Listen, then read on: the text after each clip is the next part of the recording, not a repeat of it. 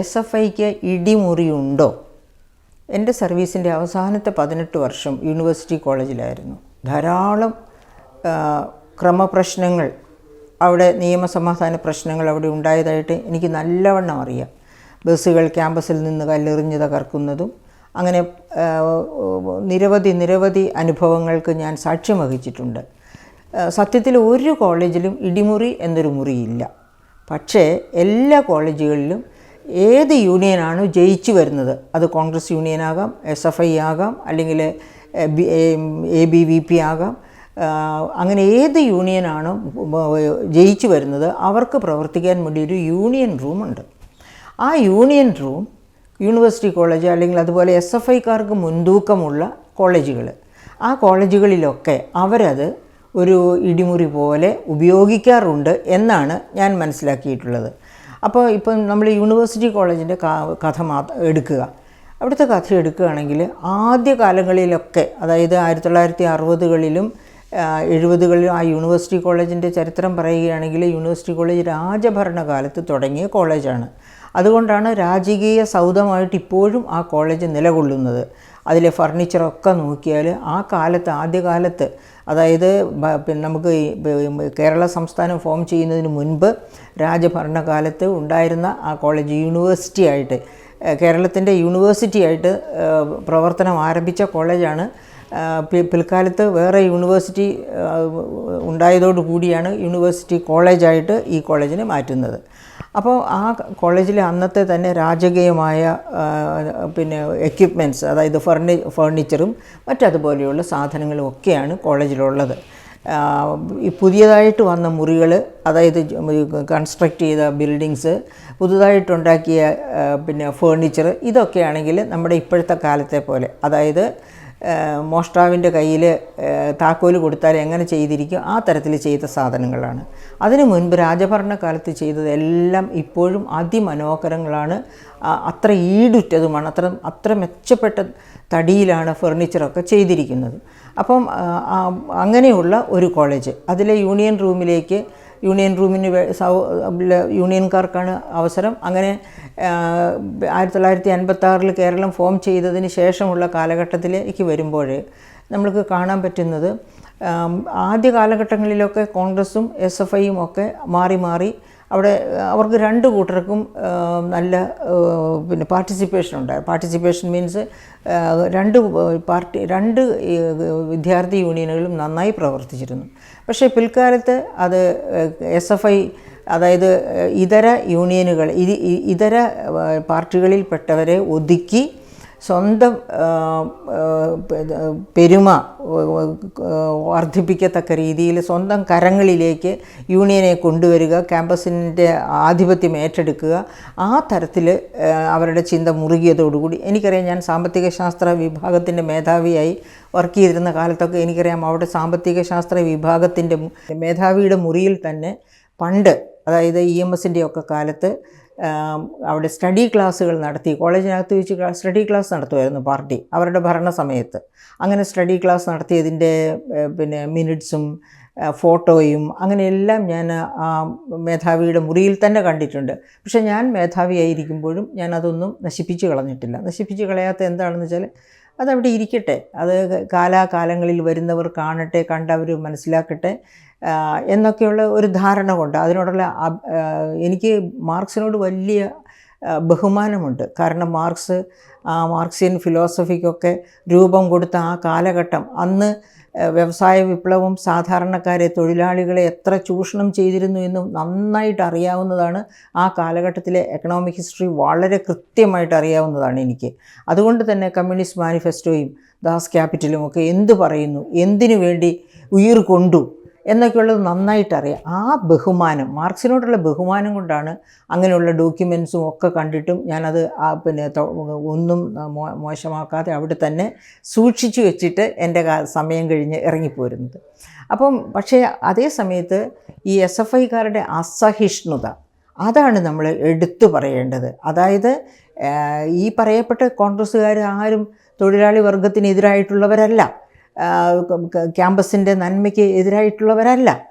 അപ്പോൾ ഈ ക്യാമ്പസിലേക്ക് വരുന്നവർ, അവർ കോൺഗ്രസ്സുകാരുടെ മക്കളായാലും ആരുടെ മക്കളായാലും അവരെല്ലാവരും ഞങ്ങളുടെ ചിട്ടപ്രകാരം, ഞങ്ങളുടെ തീരുമാനപ്രകാരം ഞങ്ങൾ പറയുന്നതനുസരിച്ച് ഇൻകുലാബ് വിളിച്ച് നടന്നുകൊള്ളണം എന്ന അവരുടെ ദാർഢ്യം, ആ ദാർഢ്യത്തിൻ്റെ ഇതായിട്ടാണ് കോൺഗ്രസ്സും മറ്റു പാർട്ടികളും ഒന്നും അവിടെ ഇഷ്ടം പോലെ കോൺഗ്രസ് കുട്ടികളുണ്ട്. പക്ഷേ ആ കുട്ടികൾ ആരും അനങ്ങില്ല. എന്തിന്? കോൺഗ്രസ്സിന് വോട്ട് ചെയ്യുന്ന അധ്യാപകരുണ്ട്.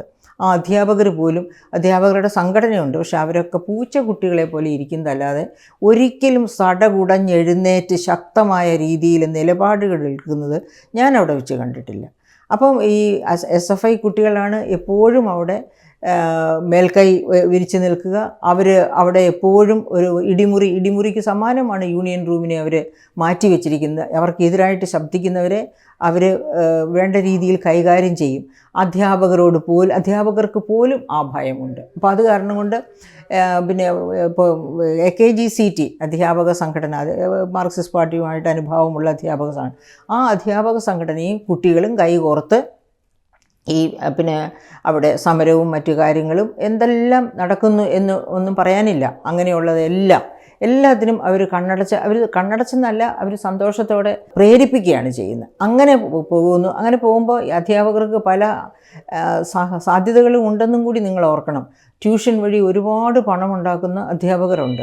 2016, അതായത് ഇടക്കാലം കൊണ്ട് 1970-കൾ തൊട്ട് 2000 മുതലുള്ള കാലഘട്ടത്തിൽ കോൺഗ്രസിൻ്റെ KSU അവിടെ അടിച്ചമർത്തപ്പെട്ട ഒരു പാർട്ടിയായിരുന്നു. വേറെ ABVP അങ്ങനെ ഒന്നുമേ അവിടെ ക്യാമ്പസിലില്ല അന്നൊന്നും. അപ്പോൾ കോൺഗ്രസ് പോലും KSU പോലും അടിച്ചമർത്തപ്പെട്ട ഒരു പാർട്ടിയായിരുന്നു. പിന്നെ ഈ 2016-17 ആകുമ്പോൾ, അതായത് 2016 കഥ നമുക്കെടുക്കാം. അതിനിടയ്ക്ക് എന്തായിരുന്നു സംഭവിച്ചതെന്ന് എനിക്കറിഞ്ഞൂടെ, എൻ്റെ റിട്ടയർമെൻറ്റിന് ശേഷം. 2016-17 കഥ നമുക്ക് ഓർമ്മയുണ്ട്. ആദ്യ പിണറായി വിജയൻ ഗവൺമെൻറ്റിൻ്റെ കാലത്ത് തന്നെ ക്യാമ്പസിലെ SFIക്കാർ തമ്മിൽ അടിയുണ്ടാവുകയും അവിടെ ജോയിൻ ചെയ്ത വിദ്യാർത്ഥികൾ അവിടെ പഠിക്കാൻ പറ്റില്ല എന്ന് പറഞ്ഞ് ക്യാമ്പസ് വിട്ട്, അതായത് SFIക്കാർ അവിടെ ക്ലാസ് നടത്താൻ സമ്മതിക്കുന്നില്ല എന്ന് പറഞ്ഞ് അവിടുന്ന് ജോയിൻ ചെയ്ത കുട്ടികൾ തന്നെ TC വാങ്ങി പുറത്തേക്ക് മറ്റു കോളേജുകളിലേക്ക് പോകുന്ന അവസ്ഥയൊക്കെ ഉണ്ടായി. ആ കാലഘട്ടത്തിലാണ് നിർമ്മൽ എന്ന KSUക്കാരൻ, ആ KSUവിൻ്റെ ഒരു യൂണിറ്റ് അവിടെ ഫോം ചെയ്തു. അത് തരക്കേടില്ലാണ്ട് പ്രവർത്തിച്ചു വരുമ്പോഴേക്കാണ് നിർമ്മൽ എന്ന KSU നേതാവിനെ ആയിട്ട് വലിയ സംഘർഷം ഉണ്ടാവുകയും അവൻ്റെ ജീവന് തന്നെ ഭീഷണി ഉണ്ടാകുന്ന ഒരവസ്ഥ വരികയൊക്കെ ചെയ്തത്.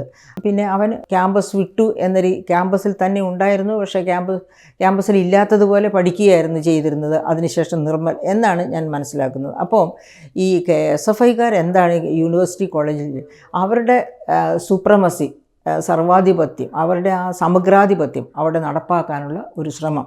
അതായത് ഷീ ജിൻപിങ് ചൈനയിൽ എന്താണോ ചെയ്യുന്നത്, പുതിൻ റഷ്യയിൽ എന്താണോ ചെയ്യുന്നത്, ഇവിടെ പിണറായി വിജയൻ എന്താണോ ചെയ്യുന്നത് കേരളത്തിൽ, അതുപോലെ തന്നെ SFIക്കാർ എവിടെയൊക്കെ ചുവടുറപ്പിക്കുന്നു അവിടെ മറ്റു പാർട്ടികൾ വളർന്നു വരാൻ അവരിലും മറ്റു പാർട്ടികൾ പ്രവർത്തിക്കാൻ, വിദ്യാർത്ഥി യൂണിയനുകൾ പ്രവർത്തിക്കാൻ സമ്മതിക്കുകയില്ല. ഇങ്ങനെ യൂണിവേഴ്സിറ്റി കോളേജും അതുപോലെ മറ്റ് മഹാരാജാസ് കോളേജും മറ്റതുപോലുള്ള കോളേജുകളൊക്കെ, SFIക്കാർക്ക് മുൻകൈയുള്ള കോളേജുകളൊക്കെ പഠനാന്തരീക്ഷത്തെ തന്നെ മലീമസമാക്കുന്നു, പബ്ലിക് പൊതുമുതൽ നശിപ്പിക്കുന്നു.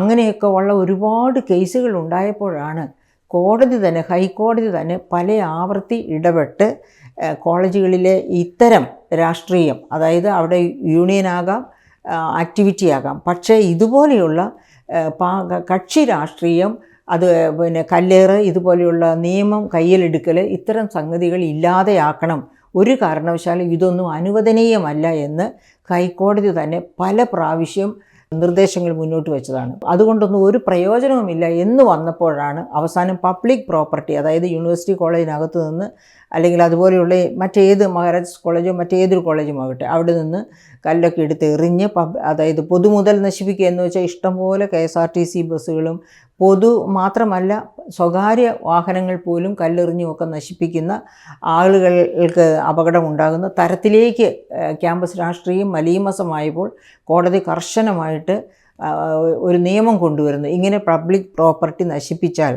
ആ പ്രോപ്പർട്ടി നശിപ്പിച്ചതിൻ്റെ പിന്നെ മൂല്യം ഈ ഈ പറയപ്പെട്ട അക്രമാസക്തരായ സ്റ്റുഡൻറ്റ് യൂണിയനോ ആ പാർട്ടിയിൽ നിന്ന് ഈടാക്കും, അല്ലെങ്കിൽ പാർട്ടിക്കാരിൽ നിന്ന് ഈടാക്കും എന്ന് നിയമം കൊണ്ടുവരുന്നു. അങ്ങനെ നിയമം കൊണ്ടുവന്നതിനെ തുടർന്ന് അതിന് ശേഷമാണ്, ആ നിയമം കൊണ്ടുവന്നതിന് ശേഷമാണ് അത് നടപ്പിലാക്കാൻ തുടങ്ങി കോടതി ഇടപെട്ട്. അങ്ങനെ കോടതി ഇടപെട്ട് നടപ്പിലാക്കാൻ തുടങ്ങിയതിന് ശേഷമാണ് ആ അക്രമ രാഷ്ട്രീയത്തിൽ ഒരു കുറച്ചെങ്കിലും കുറവ് വന്നത്. അതായത് കല്ലേറും മറ്റതുപോലുള്ള ആക്ടിവിറ്റീസും ഒക്കെ കുറഞ്ഞത്.